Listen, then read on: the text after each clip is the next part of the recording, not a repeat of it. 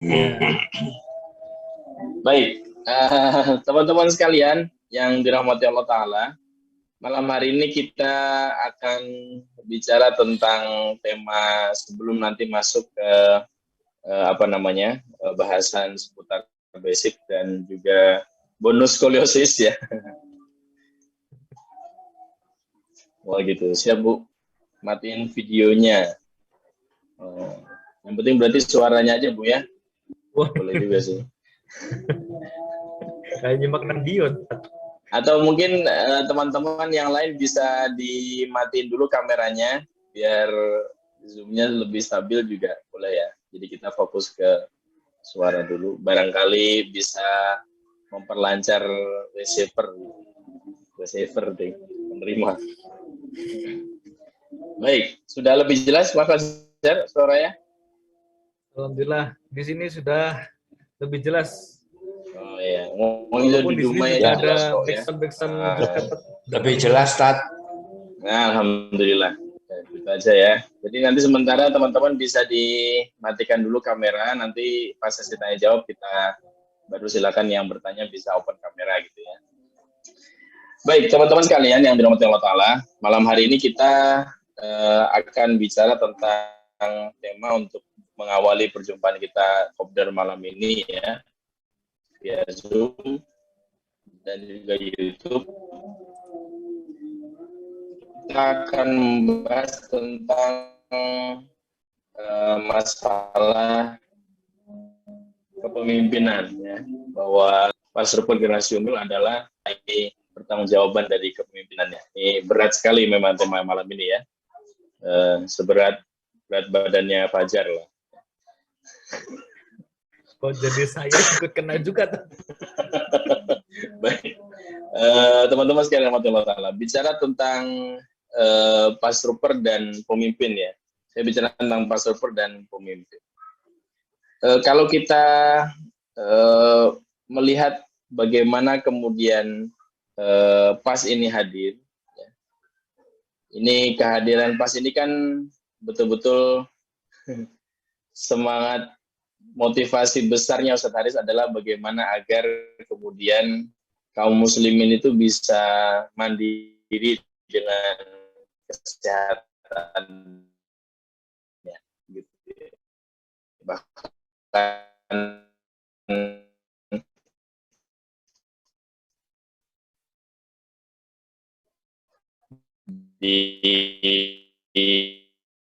di organisasi kita, organisasi profesi di Pasti ya, kita punya visi besi positif gitu ya, bagi bicaranya selalu kemudian mau tidak mau menjadikan bahwa ya PAS ini dia harus kemudian posisinya pasti akan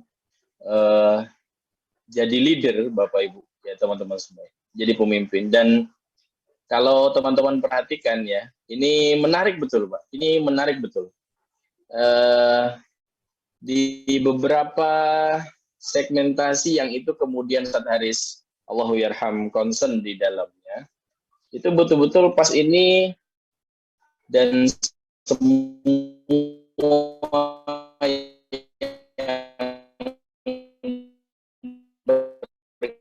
berkaitan dengan apa yang kemudian jadi fokusnya Ustadz Haris Mujahid ya, di semua sisi. Ini saya sampaikan ya, tentang bagaimana kemudian kita jadikan sebagai amal akhirat di pasal kasau. Dari pengobatan saja. Dari pengobatan saja teman-teman, kita ini kalau boleh dibilang, ini PAS ini lahir itu sudah betul-betul berbeda dengan semua metode, hampir semua metode pengobatan, saya kira. Artinya alih-alih kemudian kita melihat penyakit yang ramai dibincangkan hari ini dari kacamata medis dan seterusnya, gitu, dari segi kimia atau kemudian dari segi, justru PAS melihatnya dari segi kendor kencang melimpir. Yang itu kemudian tidak apa ya, maksud saya kalau Bapak Ibu teman-teman yang mungkin punya background terapis yang lain, ilmuwan lain, saya yakin pasti sedikit banyak keilmuan di terapi yang lain itu pasti sedikit banyak akan masih akan mempertimbangkan definisi penyakit dan juga catatan-catatan dari dunia kedokteran barat gitu ya. Tapi begitu itu kemudian dihadapkan dengan teman-teman Pasruper, itu kemudian hanya menjadi kendor-kencang melintir gitu ya. Jadi itu hal yang sangat luar biasa sekali teman-teman sekalian. Dan itu ngelit gitu loh. Itu jadi leader. Dia hadir kemudian menjadi sesuatu yang di depan daripada yang lain. Ini dari segi ilmu pengobatan. Sehingga kemudian menjadikan banyak orang, dan saya yakin juga sebagian besarnya termasuk di sini ada Pak Sukiswanto tadi ya, Bapak Presiden kita ya, dengan quote namanya ya, penak zamanku toh, nah gitu ya. Beliau sendiri juga sudah membuktikan ya, namanya kalibrasi timbangan itu. Postingan pastori beliau di grup Basic Premium itu cukup menjadikan tambahan decak kagum kita dengan ilmu pas ini, bahwa sekelas kita yang tidak perlu, maksudnya kita tidak perlu kemudian mendapatkan sisi gambaran dari ilmu apa namanya, artinya dalam memahami penyakit hari ini gitu ya, itu kemudian cukup dengan belajar pas kita bisa nangani hampir semua keluhan yang hari ini bisa jadi sebagiannya itu mengerikan bagi orang, ya, terutama misal kayak skoliosis misal. Kan orang ngelihat skoliosis itu kan tulang badan aja sudah miring bengkok begitu, terus mau diapain kan gitu kan. Justru di pas itu akan jadi sangat sederhana, itu cuma masalah kendor melintir yang gitu kan ya. Nah ini terutama bagi teman-teman yang sudah pernah ikut upgrading skoliosis kan pasti paham dengan bahasa itu. Nah di sisi itu dia ngelit teman-teman. Kita harus jujur bahwa keilmuan pas ini hari ini mulai terus berjalan dan Allah Ta'ala takdirkan terus berjalan sampai detik ini, dan setiap dia hadir di tempat manapun dia jadi lead gitu. Dia mulai jadi beberapa rujukan, bahkan itu di teman-teman dokter sekalipun. Jadi dia leading di situ. Itu satu hal sisi menarik ya. Itu satu sisi di kacamata pengobatan zaman. Beliau punya kuda, gitu ya, 12.000 kuda beserta dengan pasukannya. Itu juga mimpi. Saya yakin mayoritas teman-teman itu mengenal kuda setelah belajar pas Al-Kasal. Tanya aja Mas Fajar itu Pak. Ya, Mas Fajar itu kenalnya kuda ya setelah belajar pas ya. Zaman kuliah di Amikom ya mana tahu gitu kan. Taunya laptop sembarang. Iya, kita nggak pernah concern di bidang apa. Kenapa harus kuda? Padahal kuda itu ternyata dekat sekali dengan orang-orang beriman loh. Ternyata gitu kan, keberkahannya, kemudian jaminannya kemudian bisa mendapatkan pemberat timbangan amal sampai akhirat, itu kuda. Dan itu kita kenal ketika kita belajar pas. Gitu. Kemudian memanah. Coba siapa di antara kita yang kemudian akhirnya tergerak hatinya, kemudian akhirnya beli busur, beli anak panah ya. Kecuali kemudian setelah mendengar ceramah Ustaz Arif bagaimana pentingnya punya busur, kemudian kita dengar kajiannya Ustaz Abu Umar gitu kan, ketemu dengan teman-teman di Ayub Camp, para perintis yang mereka juga mayoritasnya adalah pemanah, berkuda gitu ya. Itu kemudian jadi warna sendiri kita Pak, ngelit teman-teman, jadi leader. Jadi pemimpin dalam masalah menginisiasi, membumikan kembali olahraga sunnah ini. Di antaranya kuda. Gitu. Orang kemudian sampai tergerak beli kuda. Gitu. Contoh seperti misal, nggak kebayang di kita Pak, seperti senior seperti Nun Sewu, kalau ini hadir atau nggak saya kurang tahu ya. Mbah Sunu dan Bu Rofah itu ya, dari Jepara. Itu hal yang mungkin bisa jadi jauh sekali dari aktivitas beliau berdua gitu, berkaitan dengan kuda, dan hari ini beliau punya stable sendiri gitu. Itu kan hal yang Masya Allah gitu Pak, dan itu di lead langsung, jadi langsung dipimpin, langsung mimpin Pak. Mimpi itu kemudian menjadikan apa yang berjalan di pas ini semuanya begitu diletakkan di satu tempat, dia nge-lead, dia jadi leadernya, dia jadi pemimpin. Kemudian teman-teman, bukan hanya urusan itu aja sih, masalah ketahanan pangan juga begitu, gitu. Itu juga bagian dari hal yang juga mirip dengan apa yang saya sebutkan tadi. Nah, bagi kita teman-teman, pas super itu juga begitu. Ketika kita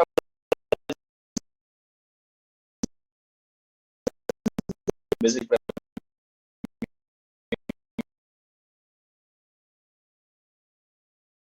gitu ya.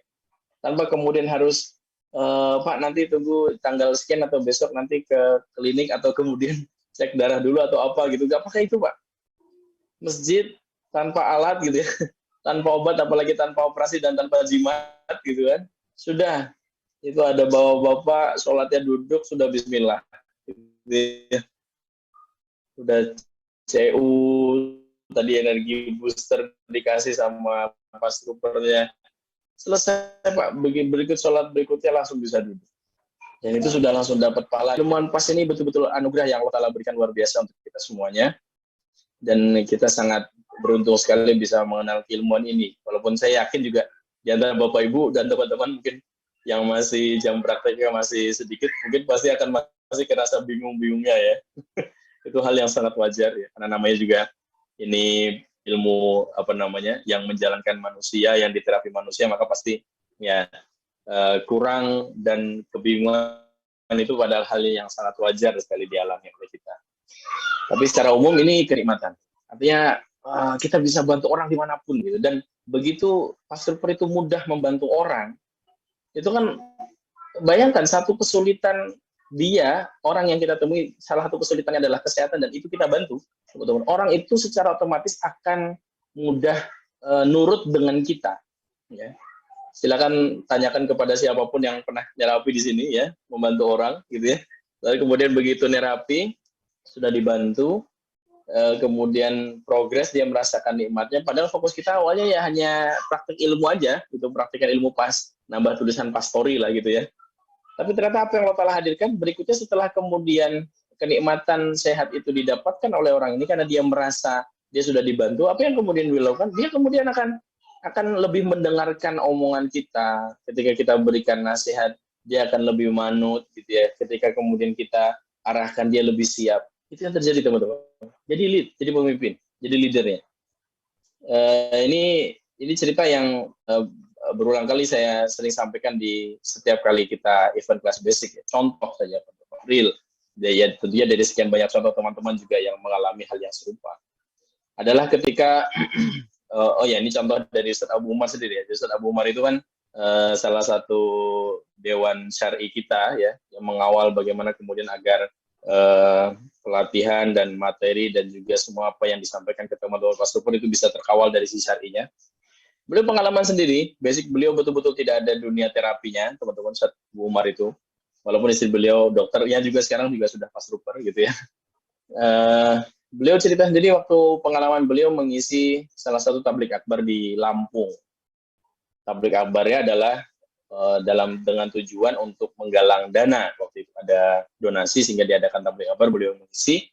Kemudian ternyata di antara jamaah-jamaah yang memberikan donasi itu ada yang kemudian ngasih amplop gitu ya. Titipkan amplop uang isinya gitu tentu. Kemudian tapi di balik amplop itu ada tulisan, Ustaz mohon doanya agar saya ini sudah kena saraf kejepit, saya lupa apa 10 tahun atau berapa tahun gitu. Dan katanya ceritanya beliau ini mau umroh.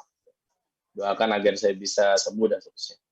Ini teman-teman, begitu kita punya ilmu pas itu. Ustaz Abu Umar begitu beliau sudah paham, sudah dapat ilmu ya, dan ini selalu jadi cerita lucu jadi beliau gitu ya. Beliau tuh modalnya cuma kendor pantel aja gitu ya.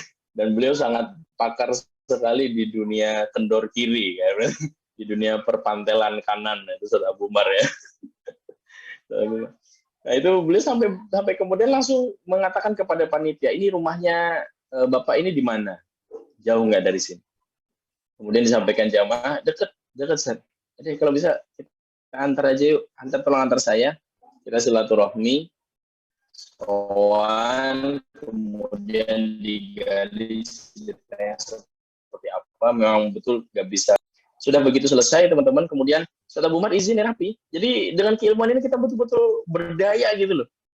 Bisa membantu orang secepatnya, bahkan ya itu tadi, yang menarik adalah ngelit setelahnya.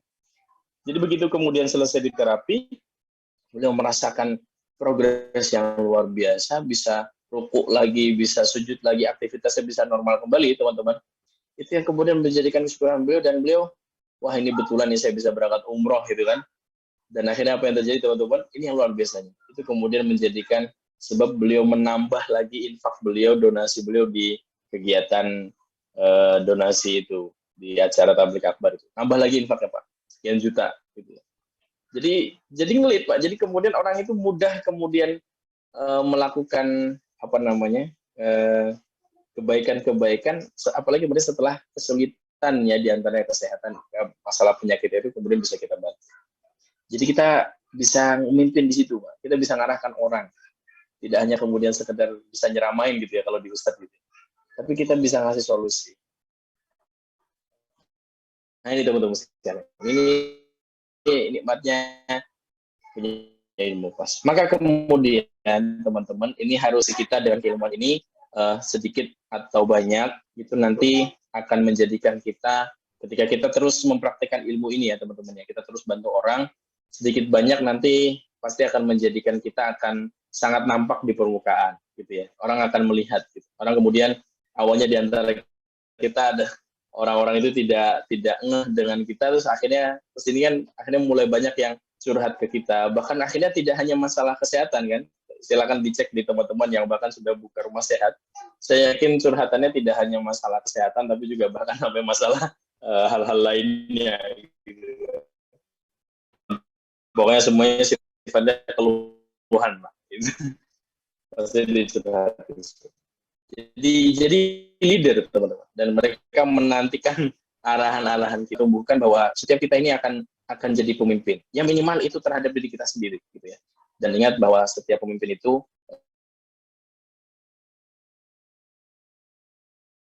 yang dikerjakan secara berjamaah itu selalu nilai pahalanya di sisi Allah selalu lebih besar. Contoh sholat saja sederhananya gitu ya. Sholat yang dikerjakan sendiri dengan sholat berjamaah jelas beda hitungan derajatnya dan gitu ya. Kemudian ibadah-ibadah lainnya juga yang kemudian kalau dikerjakan sendiri berbeda dengan ketika dikerjakan secara berjamaah. Pun begitu juga dengan bahkan sampai ketika kita bicara ikatan jamaah yang paling kuat gitu ya. Para ulama mengatakan bahwa ikatan yang paling kuat itu adalah keluarga, artinya ikatan antara suami dan istri.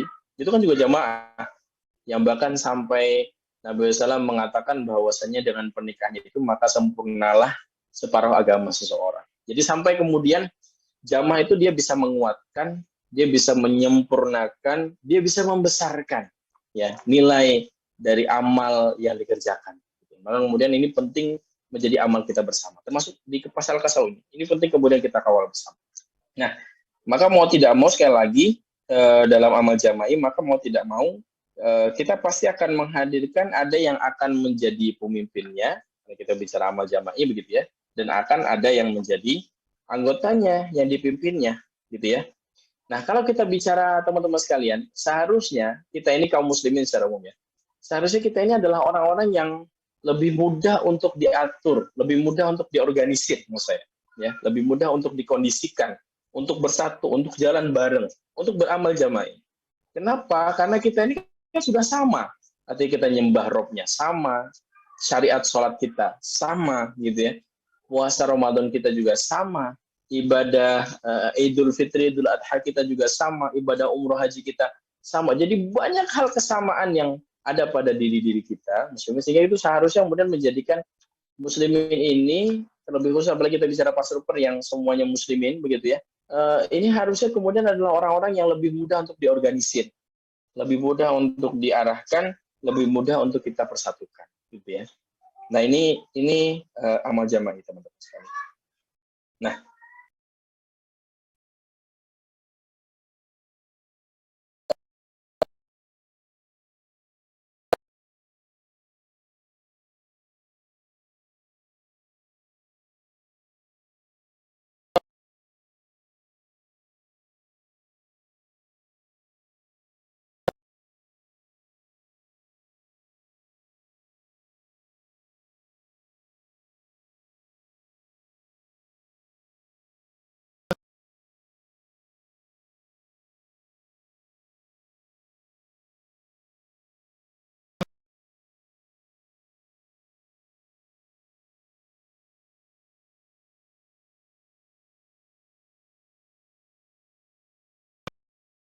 sebelum masuk ke bumi yang sudah dijanjikan oleh Allah, yaitu Baitul Maqdis, disuruh tinggal di situ, tapi ternyata apa yang mereka lakukan, mereka ternyata membangkang, tidak mau, bahkan sampai memerintahkan Musa, idhab anta wa rabbuka faqatila.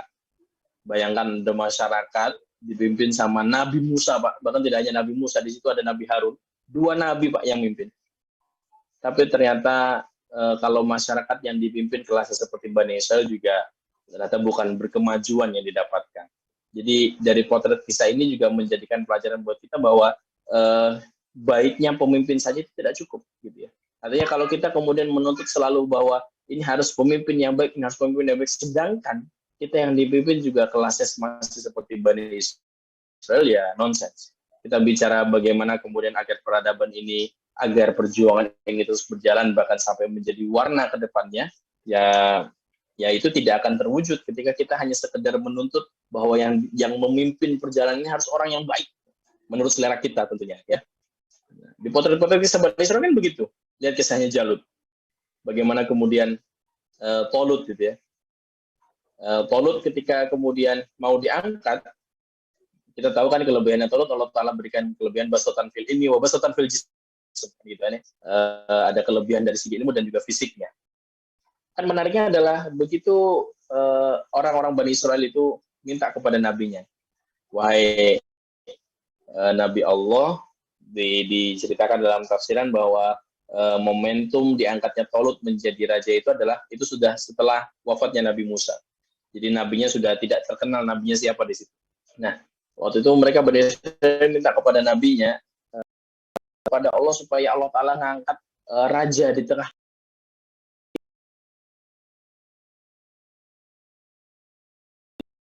Begitu kemudian diangkat Tolut, apa komentarnya Bani Israel? Nah, kok yang diangkat Tolut? Ya. Wa nahnu ahaqqu bil mulki minhu wa lam yu'ta sa'atan minal mal. Itu kalimatnya Bani Israel. Kami ini kalau dibandingkan Tolut justru lebih layak, wahai Nabi. Ya, gitu. Jadi ngeyelnya luar biasa. Itu juga potensi. Sehingga kemudian menunjukkan apa, bahwa lagi-lagi tadi hadirnya kepemimpinan itu, pemimpin baik seperti apapun, kalau kemudian tidak didukung dengan jamaah pasukan yang siap dipimpin, maka pun sama hasilnya. Ya, itu tidak akan memberikan kebaikan, gitu ya.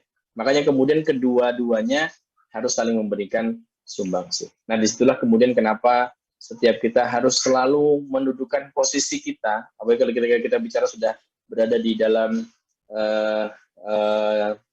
kapal bocor yang besar ini bernama Pas Al-Qasam, maka mau tidak mau kita harus siap untuk menjadi bagian-bagian itu. Entah ketika kemudian kita dapat amanah sebagai pemimpin, atau kemudian ketika kita masih dalam posisinya dipimpin, gitu ya. Ini ada beberapa catatan yang diberikan kepada saya. Ini catatan-catatan dari Mas Anjala Dusanto. Ini berkaitan dengan reminder pesan-pesan Ustadz Haris Mujahid berkaitan tentang amal jamaah ini, ya. Amal bersama ini, amal berjamaah. Poin pertama yang beliau pernah ingatkan kepada para pastor waktu itu adalah, beliau pernah ingatkan bahwa keberhasilan sebuah jamaah itu, kata beliau, adalah ada pada kepercayaan mereka dengan pemimpinnya, gitu ya. Itu diantara poinnya. Artinya apa, teman-teman sekalian? Ini memang penting, karena kalau orang sudah tidak percaya pada pemimpin, ya pasti repot. Jadi sebagaimana juga Nabi SAW pernah memberikan 2 gambaran pemimpin.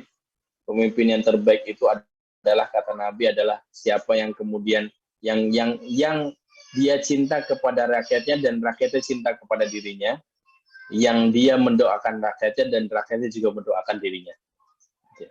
Itu diantara bentuk contoh pemimpin. Itu berarti menunjukkan bahwasanya yang dipimpin itu sampai percaya, bahkan sampai mencintai pemimpinnya, gitu ya. Tentu ukurannya adalah syariat, lagi-lagi. Ya, kepercayaan itu ukurannya adalah syariat. Ketika kemudian ada aturan, perintah, dan seterusnya yang sifatnya tidak melanggar syar'i, itu tidak melanggar syar'i, bukan masuk pada bahasan hal haram, maka tentu saja kita diharuskan untuk taat dengan aturan itu, gitu ya. Lalu kemudian poin berikutnya adalah menjaga dzon, teman-teman, prasangka. Ya, apa yang kemudian kita batin, ya, ilmu batiniah, ilmu kebatinan, ya, kepada para pemimpin kita, terutama di barisan PAS ini, Di PAS ini kan kita punya 3 wadah ya teman-teman ya. Ada PAS Al-Kasau, ini membawahi masalah pelatihan semuanya. Kemudian ada PASTI, ya ini organisasi profesi, kumpulan pastor Indonesia. Di PAS Al-Kasau ada direkturnya, ya, ada manajemen juga, ada ketua PASTI pusat, Dr. Sentot hari ini yang masih dapat amanah, gitu kan. Di wilayah-wilayah juga ada teman-teman yang juga diamanai menjadi ketua, sekretaris, bendahara, dan seterusnya. Itu di PASTI. Kemudian ada Haris Mujahid Indonesia, ada yayasan juga ada ketuanya, ada bidang-bidangnya juga, gitu ya, yang mengawal semua proyek-proyek keumatan selain dari masalah dunia pengobatan. Nah, ini kemudian menjadikan bahwa setiap kita yang terutama apalagi nih bahasannya tentang anggota dari jamaah ya, harusnya kemudian senantiasa menjaga prasangka kepada sesama, utama kepada pemimpinnya, gitu ya. Jangan sampai kemudian baru dapat gambaran sedikit, gitu ya, apalagi kemudian kita belum tabayun dengan berita realnya, kemudian kita sudah membuat framing sendiri, gitu ya. Contoh sederhana, ini masih sebulan. Ketika kemudian di PAS kita buat aturan semua alumni untuk kepentingan yang kemudian meniatkan membuka rumah sehat, gitu ya. Ketika membuat rumah sehatnya, bikin logo, bikin nama, itu tidak boleh ada tulisan PAS Al-Kasaunya. Ya, misalnya ini PAS Klaten, gitu ya. PAS Al-Kasau Klaten, PAS Al-Kasau asli, gitu ya. Menggunakan nama brand PAS sebagai nama brandnya itu tidak boleh, teman-teman. Kita larang dalam regulasi kita. Termasuk juga sampai kita itu agak rewel di sisi warna logonya. Teman-teman bikin rumah sehat dan ada logo warnanya, gitu ya. Logonya itu bahkan sampai kalau teman-teman yang pernah, sangat larang jangan pakai komposisi warna yang itu persis sama dengan warna logo PAS, gitu, sampai begitu. Kalau hanya sekedar mencantumkan bahwa ini terapi ini menggunakan metode PAS Al-Kasau itu masih boleh, artinya kan cantumannya hanya metode PAS Al-Kasaunya. Tapi kalau nama PAS itu masuk ke logonya, bahkan sampai masuk ke nama rumah sehatnya, nah itu kita tidak bolehkan. Nah, kadang kemudian teman-teman, ini tidak sedikit ya, dari para pastor itu kemudian merasa langsung menyimpulkan bahwa wah ini pusat tidak mensupport anggotanya ini. Masalah logo aja dilarang, gitu ya. Masalah sederhana sepele gini aja nggak boleh. Masa cuma nyantumin PAS nggak boleh sih. Justru Pak, Bapak Ibu, teman-teman, dengan teman-teman bikin nama brand sendiri, itu ke depannya teman-teman itu kemudian bisa tumbuh sendiri mandiri, teman-teman. Dan bayangkan loh, PAS Al-Kasau tidak meminta royalti, gitu ya. Artinya setiap kali kemudian teman-teman buka rumah sehat lalu kemudian menggunakan metode PAS Al-Kasau, kita tidak pernah meminta royalti dari pemakaian ilmu terapi itu kan. Kalau kita bicara ini ya, dunia bisnis-bisnisan lah, gitu ya. Ini karena ini betul-betul semangat kita adalah bagaimana agar teman-teman bertumbuh, gitu. Makanya kemudian tidak kemudian langsung disimpulkan, apalagi kemudian subjektif sekali kita menyimpulkan dengan keterbatasan pengetahuan kita, tanpa kemudian menggali informasi yang lebih dalam, tanpa kemudian tabayun, tanpa kemudian bertanya. Prasangka ini harus dijaga. Iya kubadzonna fa inna dhanna akdzabul hadits. Kata Nabi SAW, berhati-hatilah kalian dengan prasangka, karena prasangka itu adalah akdzabul hadits. Prasangka itu adalah sedusta-dustanya informasi. Ilmu kebatinan itu adalah ilmu yang paling dusta. Artinya orang apa-apa kok diukur secara batin, gitu ya. Ini kok kayaknya. Itu sudah ilmu kebatinan seperti itu sudah. Beda nanti dengan ini ya teman-teman. Beda nanti dengan kalau dalam bahasan sejarah itu, dalam keilmuan Islam itu ada nanti disebutkan oleh para ulama firasatul mukmin. Nah, itu beda. Firasatnya orang beriman ini beda. Ini kualitasnya para ulama tentunya ya. Orang-orang yang kesolehannya luar biasa, orang-orang yang keilmuannya luar biasa, maka kadang mereka bisa mendapatkan, ya kalau bahasa di Jawa tuh wangsit lah, dapat petunjuk langsung, gitu ya, dapat wangsit, dapat firasat, dan firasatnya ini benar. Bedakan dengan bon, ini beda sekali. Bahkan sampai Allah Ta'ala sendiri berfirman, inna ba'dadh-dhanni itsm. sesungguhnya sebagian besar dari bond prasangka itu isinya dosa.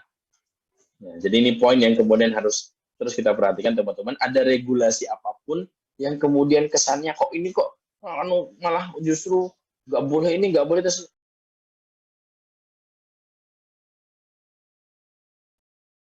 kurang paham, silahkan tanyakan ya, kepada siapapun yang membuat regulasi. Contoh regulasi yang masih sering menjadi komentar dan menjadi tanya pertanyaannya teman-teman kan, bahkan gitu. Apalagi yang subuh-subuhnya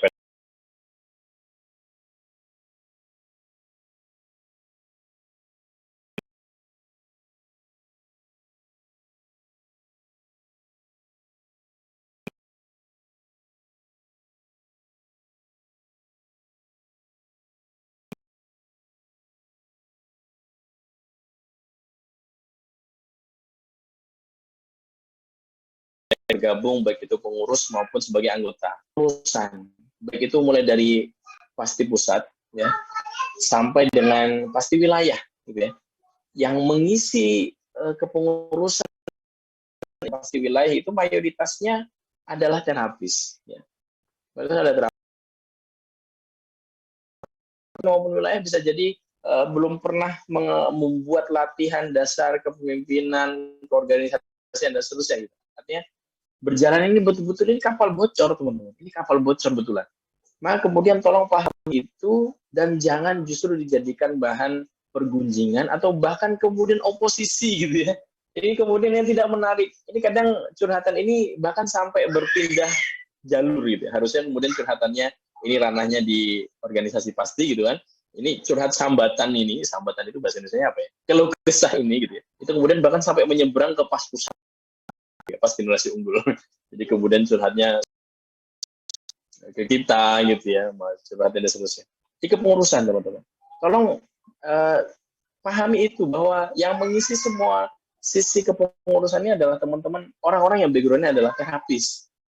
Jika kemudian kalau kemudian menuntut semuanya harus perfect, begitu saya masuk harus semuanya dapat yang saya inginkan harus ada, ya ini kapal bocor mas gitu ya. Ini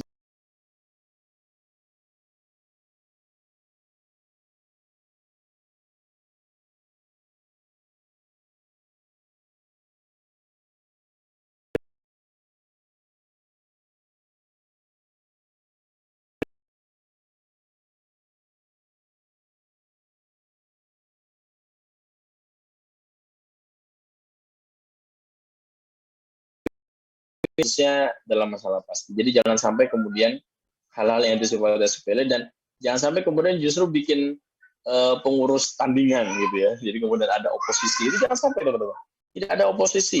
Harusnya kemudian yang ada adalah bagaimana kemudian koordinasi tetap jalan, kemudian adalah transparansi dan kontribusi. Itu yang penting. Kalau semuanya kalau sekedar hanya wacana ya itu akan jadi tidak menarik. Nah, itu teman-teman sekalian. Kemudian berikutnya, poin berikutnya yang perlu saya sampaikan nanti sebelum kita sharing ya, adalah seorang pemimpin, siapapun yang sekarang diamanahi menjadi seorang pemimpin di barisan Pasruper ini, maka hendaknya dia memperhatikan bahwa ini amanah, gitu ya, dan ini adalah peluang dia untuk menambah amal jariah, gitu, dalam urusan Pasruper ini. Maka hendaknya dia ya jadi pemimpin, dan ini yang juga harus diwaspadai teman-teman ya. Ingat bahwa ini adalah amal soleh kita, ini adalah amal akhirat kita. Jangan sampai justru menjadikan kita lepas dari amal itu, bahkan sampai menjadikan kita merasa bahwa ketika kita punya amanah kepemimpinan justru wah ini saya ini yang lebih nih karena saya jadi pemimpin, bahkan semua saya tidak bisa anti kritik dan seterusnya. Jangan sampai saling mengingatkan teman-teman antara kita dengan yang lainnya bahwa bisa jadi ke depan nama-nama kita yang berada di pas pusat ini, artinya saya, jadi ke depan tidak akan dikenal lagi oleh orang. Ketika kemudian itu terjadi, sedangkan kita masih ada gitu ya, maka kita harus siap dengan itu. Maka kemudian tidak mungkin kita melibatkan, artinya apa ya, perasaan bahwa kita yang paling berjasa di pas ini. Karena kalau sudah merasa paling begitu, Bapak Ibu, dan kemudian nanti Allah Ta'ala takdirkan nama kita terhapus dari kenangan orang, gitu ya. Artinya sampai orang sudah tidak kenal lagi dengan nama kita di perjuangan pas Al-Kasab ini, ya itu akan menjadikan hanya memunculkan barisan orang-orang sakit hati. Teman-teman, namanya jiwa pemimpin itu, dia punya inisiatif gitu lah teman-teman, untuk menggerakkan sesamanya. Dan ini tidak harus selalu dilakukan oleh ketua, gitu ya. Contoh misal Kopdar, gitu ya. Di wilayahnya Bapak Ibu, misalnya sudah ada kepengurusan, ada kepengurusan pasti, atau belum ada misal. Kemudian teman-teman mau Kopdar, sudah nggak perlu nunggu harus ada pastinya dulu, nggak perlu nunggu harus ada ini dan seterusnya. Sudah seadanya siapa yang bisa kumpul, ajak Kopdar bareng, merojah ilmu dan seterusnya, gitu ya. Jadi inisiator untuk kemudian menggerakkan sesamanya. Lalu kemudian poin yang terakhir, kemudian amal jamaah ini tetap bisa langgeng semuanya. Poin yang terakhir adalah tentu adalah masalah niat, keikhlasan. Adalah bagaimana kemudian setiap kita menjaga agar apa yang kita lakukan ini betul-betul lillahi ta'ala. Kalau kita berkontribusi, kita sama-sama berjuang untuk bermanfaatan umat, maka niatkan itu untuk Allah Ta'ala semuanya. Niatkan betul-betul untuk Allah. Arahan dari Pak Bilal, gitu. Bukan karena Mas Anjra, bukan karena hadis mujahidnya, bukan karena siapapun, tapi itu semuanya karena Allah Ta'ala. Karena ini adalah akan menjadi catatan amal kita nanti di akhirat, nanti puncaknya seperti itu.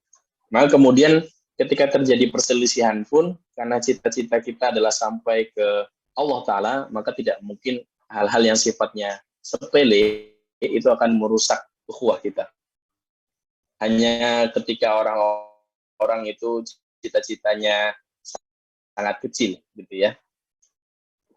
Orang-orang yang punya cita-cita pendek, orang-orang yang hanya bercita-cita ingin mendapatkan kedudukan, jabatan dunia, pengakuan dari orang, akan memunculkan jiwa-jiwa yang mudah sekali dipecah belah.